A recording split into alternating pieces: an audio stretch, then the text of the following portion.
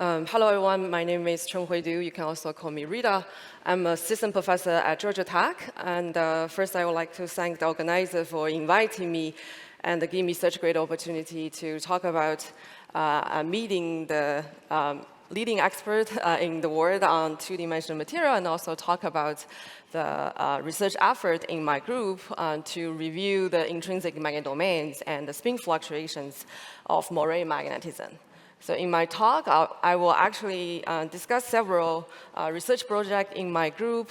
First, I will talk about using combination of cryogenic scanning probe and the imaging, as well as wide field imaging. We can review the moiré magnetism. And also, I will talk about our effort to using quantum sensor in few thick two-dimensional material to obtain magnetic imaging, as well as detect spin wave excitations. So since Patrick and Christian already give a very beautiful introduction about ENVI, so I will keep my introduction very short. So the research tool in the first part is on ENVI center, and we know it's a spin-one entity that can be sensitive to a variety of physical properties. And our experiment benefit greatly from the magnetic field sensitivity. And we know ENVI center can be read out optically, and from measuring the Zeeman splitting, we can read out the static field, for instance, measuring the stray field from the spin texture, or earth field from the current. In addition to static field, we can also measure magnetic fluctuations, such as noise. So fluctuation at the NV electron spin resonance frequency, which is typically a few gigahertz, will increase the relaxation rate of NV center, and this way we can measure the charge and the spin excitations. The detection sensitivity and the image resolution of our NV sensing technique is determined by the distance between NV center to the material. So we use two platforms to realize this. One of the most convenient way is to using ensembles NV center to get a wide field imaging. So we can implant NV center just a few nanometers below the diamond surface, then we transfer the nanoflake and then use a camera to view the photoluminescence of NV center. The spatial resolution of this technique is around 500 nanometer, limited by the optical diffraction, but it gives a relatively large field of view in terms of maybe 10 micron to 20 micron. We can also use scanning probe-based NV imaging using NV center at the end of tip, like Patrick and Chris showing. Like in this case, the spatial resolution is about 50 nanometer. So using these two techniques, we will study moiré magnetism.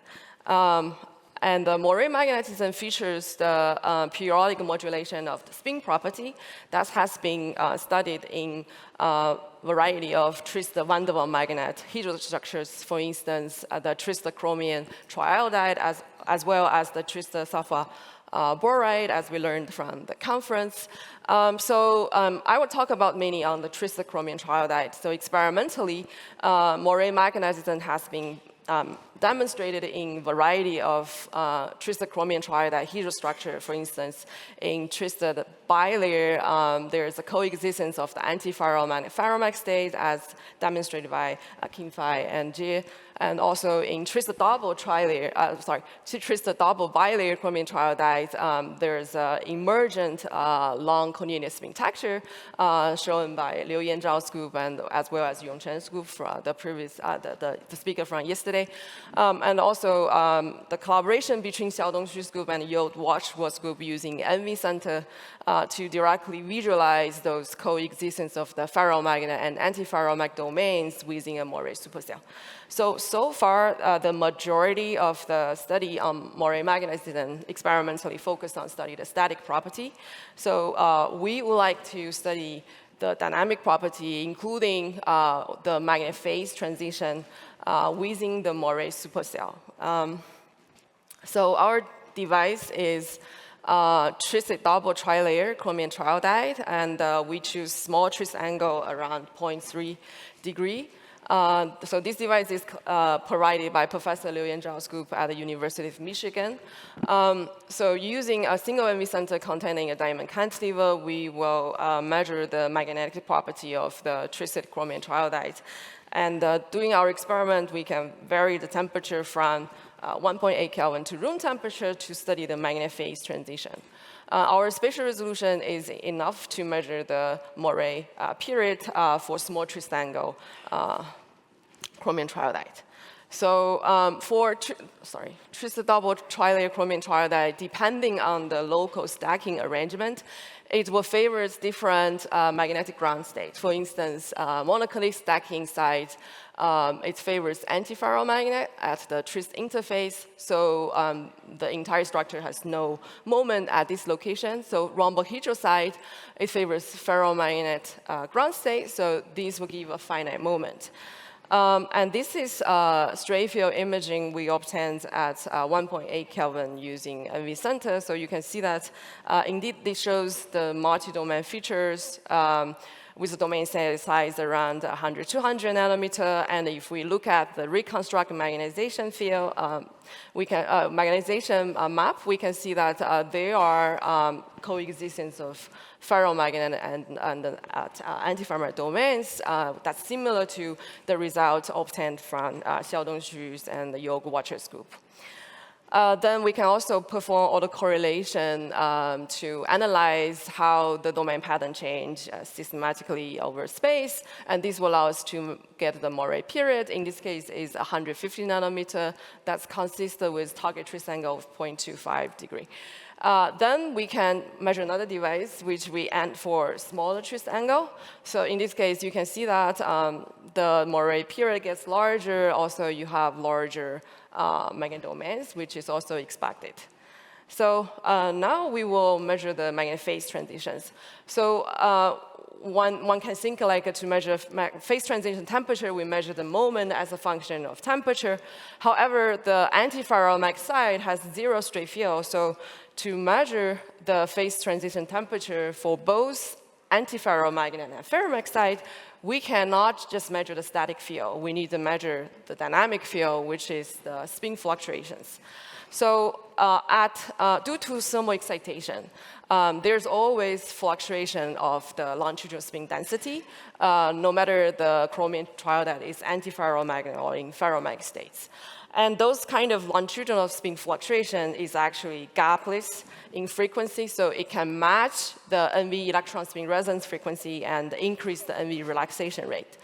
So according to the fluctuation dissipation theory, if the longitudinal noise-induced NV relaxation rate can reveal two important material parameters. One is the magnetic susceptibility, the other is the spin diffusion constant. So from measuring the relaxation rate of chromium triodide, we can locally measure, for instance, the intrinsic spin transport property as well as the local magnetic phase transition. So we will use this technique to measure the moiré magnetism in twisted chromium triodide. So we park our tip on the individual antiferromagnet and the ferromagnet domain side.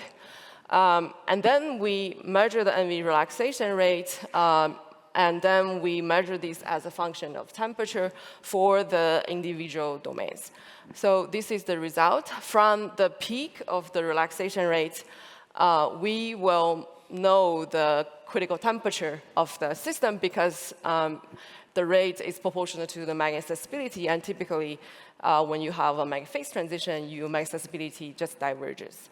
So now you can see that our result shows that remarkably, when these two domains are just 200 nanometer apart, however, they have two very distinct phase transitions. So for the antiferromagnetic domains, the TC is 48 Kelvin. For the ferromagnetic side, the TC is dramatically larger. It's higher by 10 Kelvin, it's 55 Kelvin. So we attribute this distinct magnetic domain within a moiré supercell to the local local stacking order because it's governed by different interlayer exchange coupling strengths. So if you, because the antiferromagnetic side, the interlayer exchange coupling strength is smaller than the ferromagnetic side, so that can explain why the TC is lower. And also, if you compare the number for the TC for the antiferromagnetic domains with the TC for the pristine chromium triodide, when they are both monoclinic stacking, you can see both TC are the same, so 48 Kelvin. Or we can also compare the TC of the ferromagnetic domains with the bulk chromium triodide TC because they are both rhombohedral stacking. So you can see they're also very close. One is 61, one is 58. So this suggests that there's strong correlation between the TC and the interlayer exchange coupling strengths due to the stacking. We also can see that we can change the magnetic phase transition of the twisted chromium triodide by twist angle. So for small twist angle, we have this multi-domain feature within a moiré supercell. However, for really large twist angle, like 15 degree, now we see a uniform ferromagnetic domains. That's because at 15 degree, the moiré period is really small, like maybe 1 or 2 nanometer.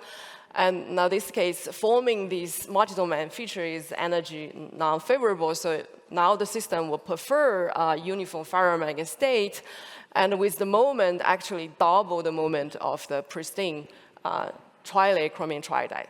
So because we know large twist angle tend to reduce the interlayer exchange coupling strengths, so we think it's basically essentially 2 weakly coupled trilayer chromium triodide, and also our result confirms that because the TC of the large twist angle reduced to 48 Kelvin, although it's still ferromagnet. So this suggests that indeed the interlayer exchange coupling determine pretty much the local TC of the moiré magnetism. Then we can use the mean field theory considering the interlayer exchange coupling strengths as well as the intralayer exchange coupling strengths of the entire system to get a complete picture of the magnetic phase transition of small twist angle double trilayer chromium triodide. So this is the summary. So at a low temperature, we know the system is fully ordered with coexistence of the antiferromagnet ferromagnetic state. And then if we increase temperature to intermediate temperature, we can see that the monoclinic side is already disordered. However, the rhombohedral side, for the middle layer chromium triodide, they're still ferromagnetic aligned. However, the top of bottom layer is already disordered. So now the system is in a mixed state of combination of ferromagnetic domains and the paramagnetic domains. And then if we further increase the temperature, the system is become fully ordered, so we have no stray field at all. So we can also systematically change the local TC of the system by changing the interlayer exchange coupling strengths at the twist interface. So now we think we reviewed a very unique magnetic phase transition for moiré magnetism. Is unique in the way that they are 2 distinct phases within a moiré supercell only 200 nanometers separate apart. And also we can change that by temperature, and also is not uniform vertically. So and also we can control the TC. So we know like electric field or pressure can control the TC of magnetic material. Now, twist engineering can provide another way to locally modulate, even enhance the TC of the material. All right, so far I talked about scanning probe-based imaging, which allows to visualize the magnetic domain and the fluctuation within a moiré supercell.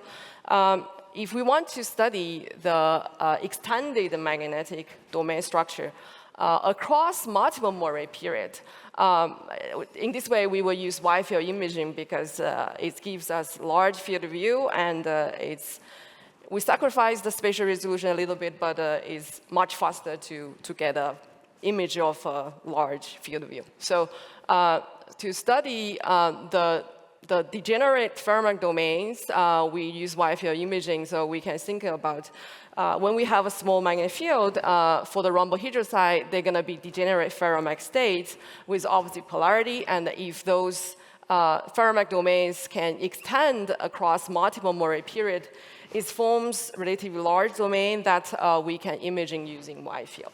So to test this, this is our wide field imaging. You can see that indeed, in contrast to untwisted chromium triiodide, it shows multi-domain features that consist with the existence of degenerate ferromagnetic domains with opposite polarity across multiple moiré period, because it's a really relatively large domains, although the twist angle is still 0.3 degrees, so this domain size is much larger than the moiré period. And also, we can control this by temperature, control these domains. We can see as we increase the temperature, the moment decreases. And then if using wide field imaging, we get a TC of the system to be 52K. So now you can see the 52K is exactly in between the number of the TC of the ferromagnetic domain and the anti-ferromagnetic domain measured locally using scanning probe and imaging. So this is also makes sense because wide field imaging spatial resolution is 500 nanometers. So essentially, we are averaging the TC of these two domains. All right, so after talking about quantum sensing using NV Center, I will talk about another type of, another direction, because as we all know, using NV Center, the distance to put it really close, like nanometer scale, is kind of challenging. And so we are thinking about whether we can use a two-dimensional material that can be atomically flat and thin as a substrate containing those color centers to perform magnetic imaging. So thanks for the pioneer work. The boron Wigton centers in hexagon boron nitride shows similar property as NV center is discovered in 2020. And so we basically transferred HBN nanoflake containing those spin defects on top of van der Waals ferromagnetic material, and using that to imaging the stray field from this material and get local magnetization. So in addition to our work, also Versen Jad, as well as Jeff Philip teaching group at Australia, also shows beautiful magnetic imaging using HBN. And then we're also moving forward, we also demonstrate that this quantum sensing capability can be still robust even we go to field-ASIC HBN. So this is 6 nanometer HBN containing boron Wigton centers, and we transfer it on top of yttrium iron garnet example, which is a ferromagnetic insulator, and we can use that to basically get the dispersion of the ferromagnetic resonance and the parametric sided spin wave. Even use 2 nanometer HBN containing those defects, we can still see robust spin wave excitations. And because of those nanometer proximity between the defects and the sample, this enables us to detect spin wave with large wave vectors. So now I would like to summarize my talk. I think I can convince you that using NV magnetometry, we can review the moiré magnetism, including the phase transition within a moiré period, and also the extended domain structure. And also, we can use quantum sensor in two-dimensional material to get a magnetic imaging. So if you are interested, feel free to read some of our publication, and also I'm open to collaboration. We recently currently developing millikelvin scanning probe-based NV imaging, so this will be maybe more interesting to more exotic topological system. So for now, I would like to thank the funding support and the students in my group, and as well as the collaborators that are essential for the project. So thanks for your attention.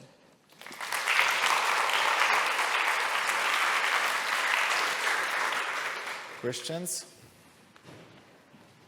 Beautiful work. Was the chromium triiodide embedded or capped with HBN? It didn't look like it, but I wasn't sure. In our experiment, is top bottom both capped by HBN. Yes.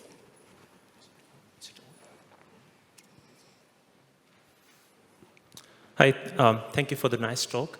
You've shown in twisted trilayer chromium iodide, nice magnetic domains imaged with NV magnetometry. I'm wondering what is the nature and dynamics of these domains when we compare these with chiral magnetic domains? Which magnetic domain? So are you talking about the Can you go back to the slides? Let me see. Ooh, sorry. Okay. It's a little bit slow. No. The small domain. Exactly. Okay. One more. Okay, is it like? Yeah. For example, these ones. Yeah. So what is the nature and the dynamics of these domains when we compare these with chiral magnetic domains? With what magnetic domain? With, for example, skyrmions, chirality. You mean like what's the spin texture? Exactly. Yeah. For small triangle, based on like basic understanding is lattice is gonna relax to relatively large patch of one specific stacking order. So I think mostly it's gonna be uniform, but maybe on the domain wall between the ferromagnetic and antiferromagnetic domains, there may be some texture. But we haven't looked carefully on those details, but it's a good and thing. In the last slide, maybe one more question. In the previous slide, you showed that the domain size is about sub 100 nanometer, yes, and where the twist angle is about 0.35 or something. And yes. I'm wondering if you can reduce the domain size further down by tuning the twisting angle. Have you looked into this possibility? You mean like a even smaller? If you can, even smaller. By this is already close to the limit of basically the capability of our collaborator, because like the precision to control the twist angle, I think they said is typically like 0.1 degree or so. So we can definitely try, but it is kind of like a limit. It's unpredictable like how small we can get each time. Thank you. Yeah. Thank you. Thank you for the talk. I want to just at this slide.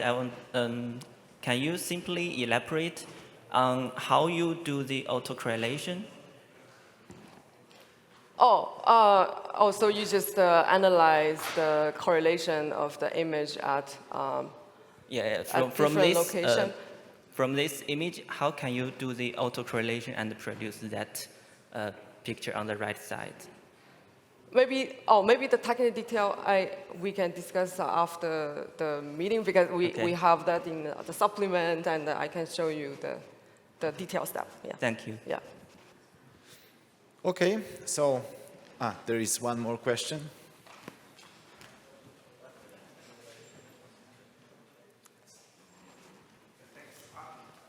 Back here. So the PR, your raw data, right, magnetization map doesn't look quite periodic like moiré. Yes. After the calculation, okay, some some shows up. Can you still, but the raw data looks pretty far from periodicity. And also, this is the first question. Second, if you have a comment on that. Second question is there independent determination of that twisting angle that actually agrees with whose periodicity agrees with your extraction from the autocorrelation? So these two numbers agree, but so when we make a device, the target twist angle, So that 0.25 degree, how is that determined? Is that the target angle? Is that measured by some kind of independent? This angle is determined from moiré period, but we targeted around 0.3.